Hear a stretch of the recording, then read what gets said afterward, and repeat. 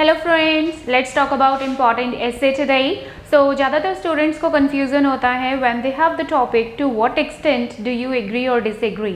Now the confusion arises कि अगर what extent आता है तो उसमें क्या करना है, फुली करना है, पार्शियली करना है, how they should go about it. So I'm just taking one essay of the same to what extent and I'll talk about in detail. Okay, so the topic we have here is, although there is a lot of translation software available, आजकल बहुत सारे जो translation software हैं वो available हैं। Translation जो translate करते हैं एक लैंग्वेज को दूसरी लैंग्वेज में, माइट भी स्पेनिश को ट्रांसलेट करते हैं हिंदी में, इंग्लिश को ट्रांसलेट करते हैं हिंदी में, या फिर any other language.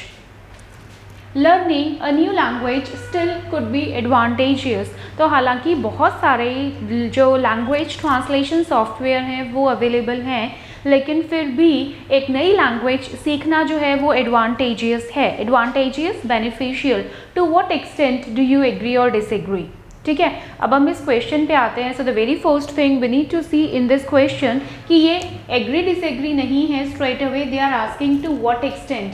And whenever they ask to what extent, it becomes mandatory for you to give an answer for that as well. आप simply नहीं लिख सकते I agree, I disagree. So obviously that will be wrong because you are not fulfilling the requirement of the question. So fully, partially is required. Now another thing is there are two parts of a sentence. The very first is कि बहुत सारे language translation software हैं। अब क्या आपने इसको agree disagree करना है कि बहुत सारे हैं, और आप बोलोगे नहीं जी बहुत सारे तो नहीं है, थोड़े से ही हैं, right? So this is not a good idea dear. What you need to do is you need to read the question nicely and understand the requirement. आपको क्वेश्चन की रिक्वायरमेंट को समझना है, और रिक्वायरमेंट क्या है कि जो first half of the statement है कि बहुत सारे सॉफ्टवेयर अवेलेबल हैं, that is a fact, that is a reality. एक रियलिटी है जो आपने एडमिट करनी है या एक्सेप्ट करनी है, और जो डिबेटेबल क्वेश्चन है या फिर जिसको आपने डिस्कस करना है वो है second half of the sentence कि इतने होने के बावजूद भी हमें सीखनी चाहिए। So learning a new language, तो अब आपने एग्री डिसएग्री किसको करना है? Learning a new language is advantageous और नॉट, करेक्ट? अब हम बात करते हैं कि जब आप इंट्रोडक्शन लिखते हैं what are the words that you can use, और अलग अलग वर्ड्स या सिनोनिम्स आप कौन से यूज़ कर सकते हैं। So here we have the first word a lot of. A lot of, इसके लिए हम कौन से वर्ड यूज़ कर सकते हैं?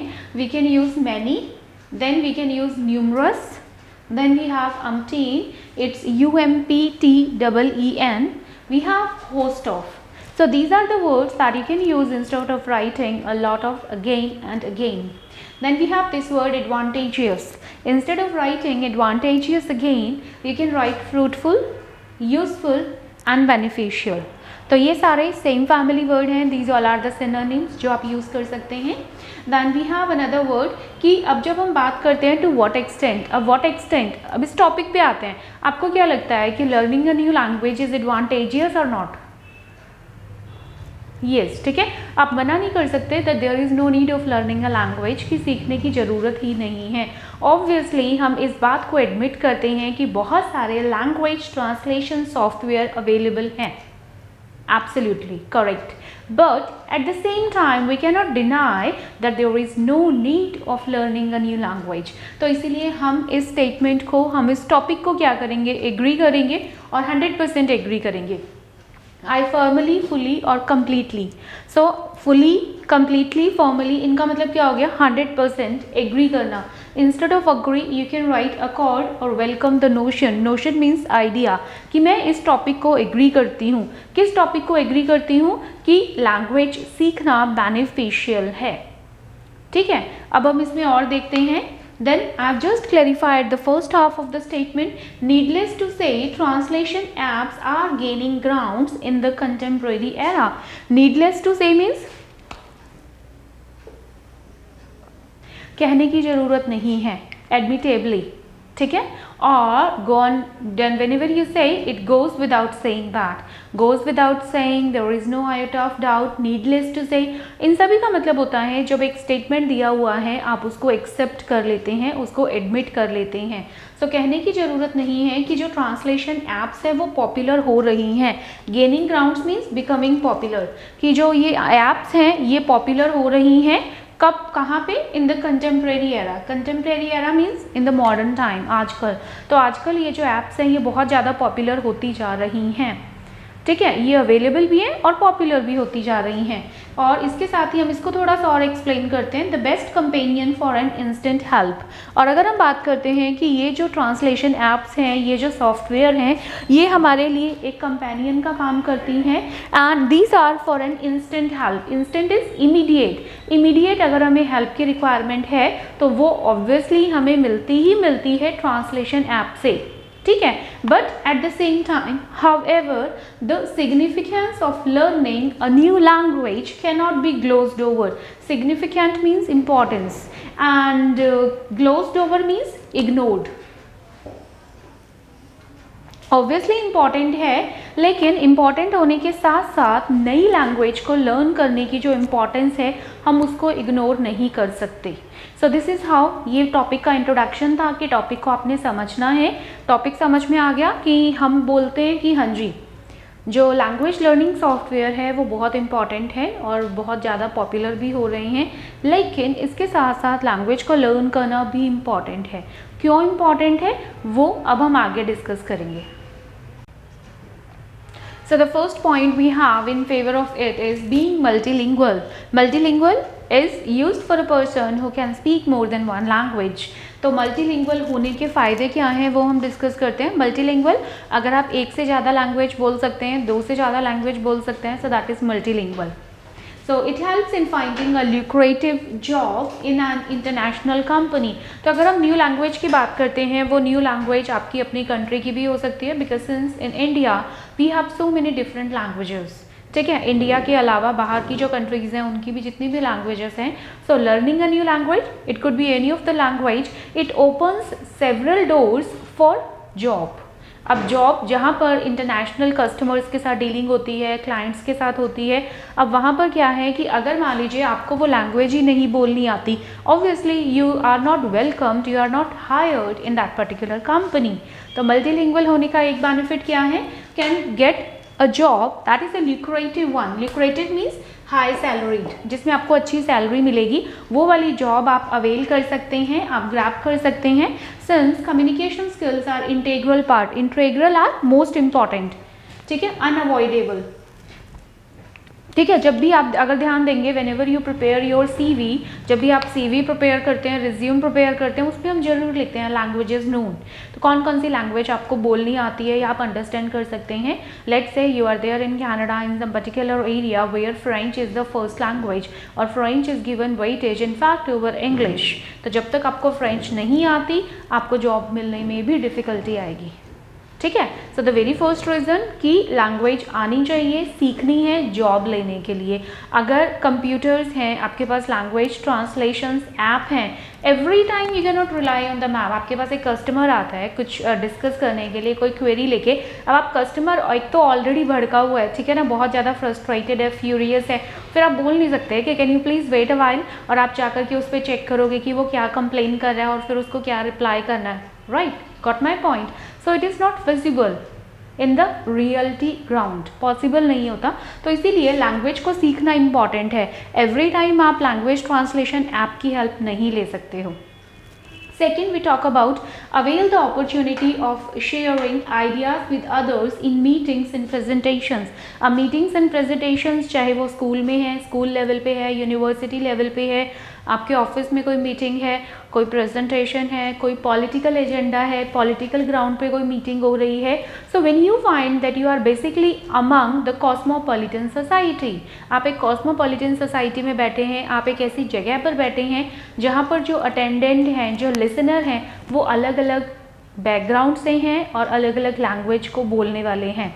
अब अगर आपको वो लैंग्वेज ही नहीं आती, you want be having that opportunity of sharing your thoughts and ideas, ठीक है। तो कोई भी प्रेजेंटेशन है, आपको मौका जो मिलता है अपने आइडियाज़ को प्रेजेंट करने का, अपने थॉट प्रोसेस के लिए, चाहे वो नेशनल या इंटरनेशनल लेवल पर है, वो आप तभी कर सकते हो if you are well versed in that language, ठीक है। तो ज्वाइन करना प्लस ग्रो करना उस फील्ड में, प्रमोशन लेना या जो भी है, तो वो सारी चीज़ें तभी पॉसिबल हैं।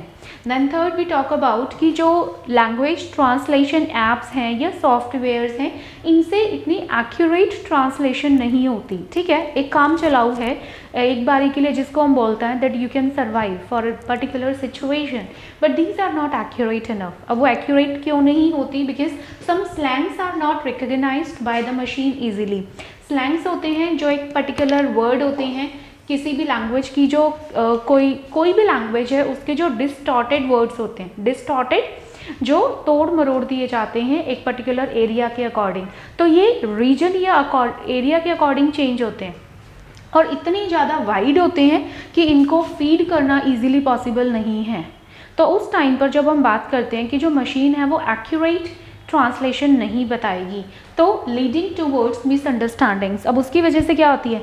मिसअंडरस्टैंडिंग्स जो है वो क्रिएट होती हैं। जबकि ह्यूमन क्या होता है, let's say that if I talk about your self, if I talk about my self, अगर हमें कोई वर्ड नहीं भी आता but we can understand the meaning of that particular slang with the context of the situation, कि कौन सी situation में किस सेंटेंस में ये स्लैंग यूज़ हुआ है उसको हम अंडरस्टैंड करके फिगर आउट कर सकते हैं। लेकिन कंप्यूटर अभी उस स्टेज पे नहीं है कि वो इतना ज़्यादा इंटेलिजेंटली सोच के और एक फिगर आउट करके अपनी तरफ से कोई मीनिंग बता दे, तो वो पॉसिबल नहीं है।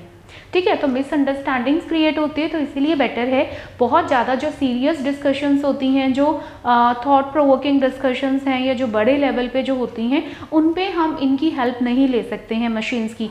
ऑब्वियसली वहाँ पर लैंग्वेज ट्रांसलेटर्स, इंटरप्रेटर्स हायर किए जाते हैं, और वो इंटरप्रेटर्स, लैंग्वेज ट्रांसलेटर्स कौन होते हैं? जिनको लैंग्वेजेस आती हैं, ऑब्वियसली उन्हीं को हायर किया जाएगा। फोर्थ भी टॉक अबाउट, थोड़ा सा अब डिफरेंट हमने इसका बेनिफिट लिया है, it is not only in work mode, उसके अलावा personally as a human being, as a society, language learn करने का क्या फ़ायदा है।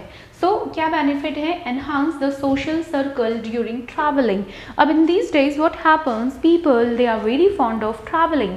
सो लोगों को घूमने फिरने का बहुत ज़्यादा शौक है। अब अगर आप किसी भी कंट्री में घूमने जाते हैं जहाँ की लैंग्वेज, जो लोकल लैंग्वेज है वो आपको नहीं आती, then what you will be doing? You will be all alone. You will be all alone, might be you will be with your family member or friends, right? But at the same time you won't be having an opportunity to interact with the localites. अब आप वहाँ के localites के साथ interact नहीं कर सकते। ठीक है, अगर आप फ्रांस जा रहे हैं, आपको फ्रेंच नहीं आती है, ऑब्वियसली अब वहाँ के जो इंटरनल एरियाज़ हैं, जो रिमोट एरियाज़ हैं, जहाँ पर आपको कल्चर मिलेगा वहाँ का, अब आप उनसे इंटरेक्ट नहीं कर सकते बिकॉज आपको वो लैंग्वेज नहीं आती। ठीक है, गूगल आपको कितनी हेल्प कर देगा, ट्रांसलेशंस की जितनी भी सॉफ्टवेयर हैं, ऐप्स हैं, वो उतनी हेल्प करेंगी कि आप सिर्फ सर्वाइव कर सकते हैं। आपने होटल सर्च करना है, रेस्टोरेंट सर्च करना है, कहीं घूमने जाना है, टूरिस्ट अट्रैक्शंस है, वो हो जाएंगी, but at the same time आप अपना जो फ्री टाइम है वो नहीं इंजॉय कर सकते। So enhance the social circle during travelling. So grab पकड़ना, किस चीज़ को? The chance to interact with localites, जो वहाँ के लोकल लोग हैं, जिनसे आपको वहाँ का कल्चर समझने के लिए मिलेगा, वहाँ की हिस्ट्री आपको समझने को मिलेगी, तो वो सब वहाँ के लोग बताएंगे। और वो कब पॉसिबल है? अगर आपको वो लैंग्वेज आती है। And relish spare time, relish means enjoy करना and spare time means free time, तो वो चीज़ें भी आप इंजॉय कर सकते हैं अगर आपने वहाँ की लैंग्वेज सीख ली है खुद। Next we have the last one is personally, if I talk about, that is beneficial for the further development of human's brain. So learning a new language, उससे brain की development होती है and this is again scientifically proven. तो आपने जितने भी points लिखने हैं वो आपने favor में ही लिखने हैं, that learning a new language is no doubt beneficial. लेकिन एट द सेम टाइम जो क्वेश्चन स्टेटमेंट है उसको एडमिट करना है कि बहुत सारी ऐप्स हैं और वो पॉपुलर भी हो रही हैं, हम उसके अगेंस्ट नहीं हैं। सो कंक्लूजन में आप क्या लिख सकते हैं? Eventually that is a win win situation. Win win situation means कि हाँ, सीखना चाहिए लैंग्वेज को, और लैंग्वेज सीखने के सारे फ़ायदे ही हैं, नुकसान कोई भी नहीं है। ठीक है, so I hope the topic is clear to you and now you can prepare it nicely and appear for your exam. Okay, so stay tuned, like the channel and share it with your friends. All the best.